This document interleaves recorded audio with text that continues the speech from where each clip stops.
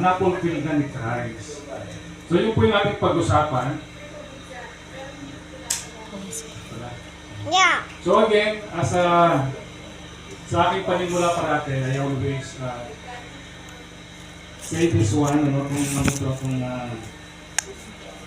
saying na ito mula po sa novel na 1949 ni George Orwell kasi napakaganda po. Sabi po niya, who controls the past controls the future.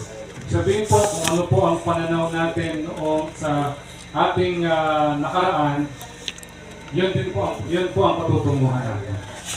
Ibig sabihin ko, ano ang laman ng isip natin, doon tayo pupunta. Katulad nga po ng paratibidatang gitnisisa, kung ano ang worldview natin, yun, doon tayo pupunta. Okay? So, pag-usapan po natin how Yeshua fulfilled the Old Covenant law. Pag sinabing fulfilled, ano po ba ibig sabihin nito? Done away pa? Ay, sabi na, done away na daw.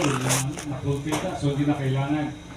So, pag-usapan po natin ang Book of Hebrews. Dito po maunawaan natin kung ano ba yung law o yung batas na nabago, subalit pinulfill ni Christ. Dito lang po yun. Okay. But before that, ang sabi po kasi sa Jeremiah 31, flesh. Sapagkat yung mga fathers, no, yung mga pinuno nila, naging matigas ang puso, no? Hindi sumunod, hindi nagtiwala doon sa kay Yahuwah. No? That's why ang sabi ulit ng Panginoon, aalisin ko yung puso ninyo na matigas at bibigyan kayo ng bagong puso na malaman. No? Kumbaga parang pusong mamon.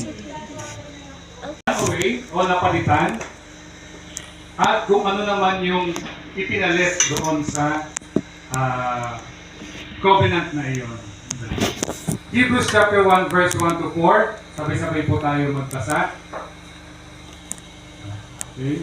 Sabi po dyan, God, who at various times, in various ways, spoke in time past to the fathers by the prophets, has in these last days spoken through whom also he made the world, who being the brightness of his glory and the express image of his person, and upholding all things by the word of his power.